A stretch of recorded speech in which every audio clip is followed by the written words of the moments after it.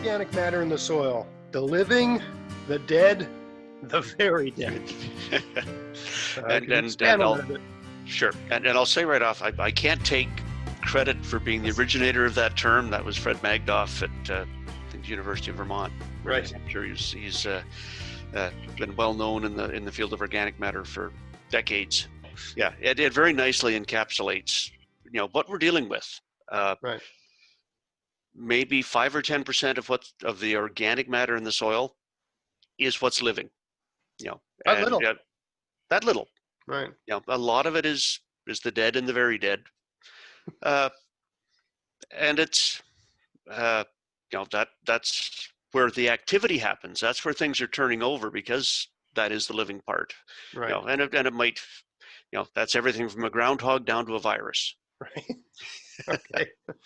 Yeah. We don't necessarily want groundhogs in our garden, but that's part of the life in the soil. Right. And more often it's the we think about the beetles and the pill bugs or wood lice, whatever you want to call them.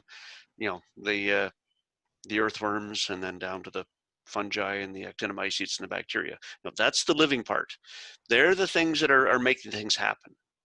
Right. They're the dead, really. That's the newly dead. That's the plant residues. That's the living stuff that's died. That's the fuel that the living part uses. Right. That's really the preferred food. If something's going to get cycled through, it's going to be that freshly dead stuff first. Right. That's what's going to be tastiest. That's what's going to be easiest to digest. That's what they'll work on. Right. And the processes that happen on the newly dead stuff are incredibly important, because that's where the nutrient release happens. Right. We've stored up nutrients in living material. It gets recycled back by the living part, but it's chewing on that newly dead stuff. Right. The very dead, and I know there's soil scientists who argue about should we categorize it as just a continuum, but I like to think of it. The very dead is the stuff that's been broken down. It's the term we use is humified. It goes from being brown to being black. They're very complex molecules, very resistant to degradation. For a typical microbe that's got a choice between, put it in human terms, eating a steak dinner and eating shoe leather, the newly dead is the steak dinner. The very dead is the shoe leather. Okay. If you're starving, you'll eat it. You might get a little bit out of it. You don't get very much. It's not easy to digest. Right. But that very dead is what maintains the nutrient holding capacity of the soil, the water holding capacity of the soil, is a lot of the glue that holds the soil structure together. Are there nutrients in the very dead? There are nutrients in the very dead. Right. As you go down, down the chain, the amount of carbon is going to go up, the amount of phosphorus, nitrogen, potassium is going to go down.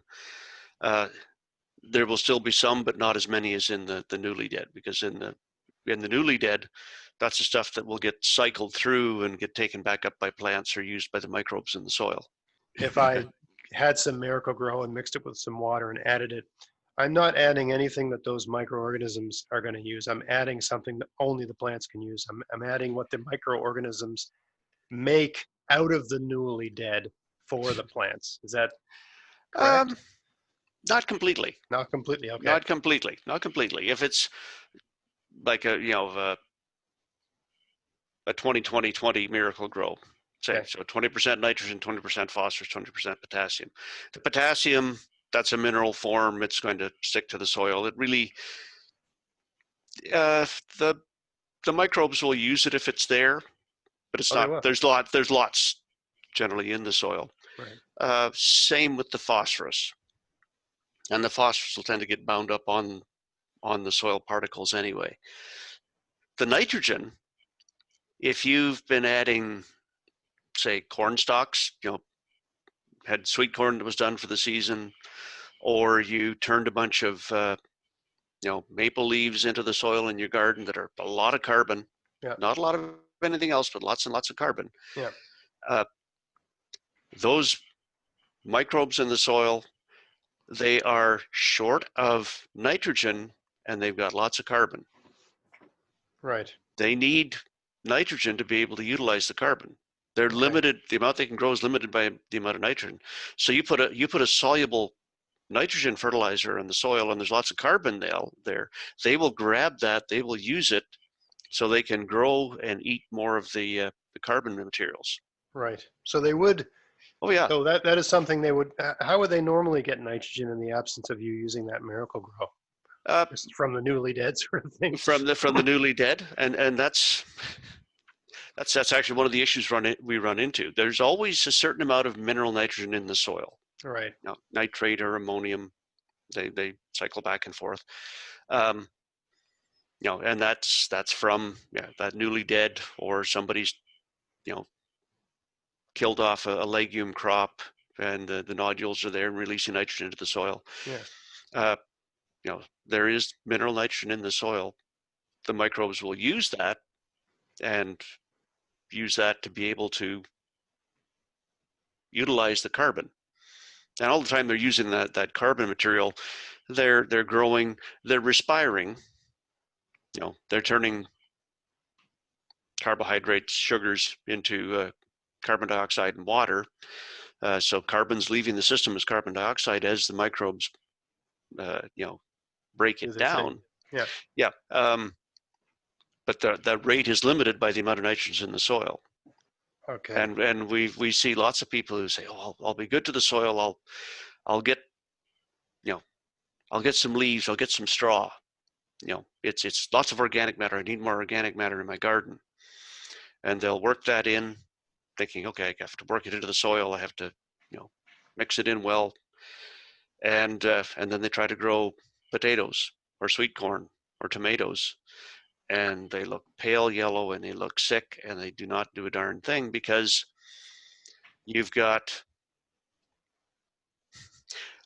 in a teaspoon of soil about as many bacteria as there are people on the earth. Okay. And so every teaspoon of soil, you've got that many microbes. They're there. They're saying there's carbon here. We can grow, and we'll grab all of that nitrogen and we'll use it for our growth. Mm-hmm. And as long as there's lots of carbon, they'll keep that nitrogen tied up in their little bodies. Right. And until they've used up the carbon and they start to die off, that nitrogen doesn't get released. Right. So you got to be careful when you add organic matter. You don't go overboard. Is that why? I mean, we're getting ahead of ourselves here, but it always seems to be the case. So, I mean, the way I tend to add organic matter to the soil is I just put it on top. I don't till it in. It's just on top. Yeah. So, and it seems logical to me that the soil organisms are they're acting on it at a rate that's more sustainable, because the very soil surface, there's some sort of exchange of nitrogen there, but all the soil that's below there, that nitrogen is really unaffected by the stuff that's on top to some extent. Really that it's only that carbon right at that interface. Yes. That's available to the microbes or the life in the soil. And so if you put a high carbon mulch on the surface, you're not going to see the same effect. Right. Yeah. Maybe the first centimeter is depleted to some extent, but beyond that, it's pretty normal. And the amount of if you like, priming or increase in the microbial growth is going to be limited because you don't have the physical contact. Yes. Yeah. So it's just a slow. Yeah. Well, it's happening the way it would happen otherwise. Yeah. The way it would happen on the forest floor. The leaves fall. You have a mulch on top. It slowly breaks down, and the activity's at that interface. Yeah. That's exactly what I do.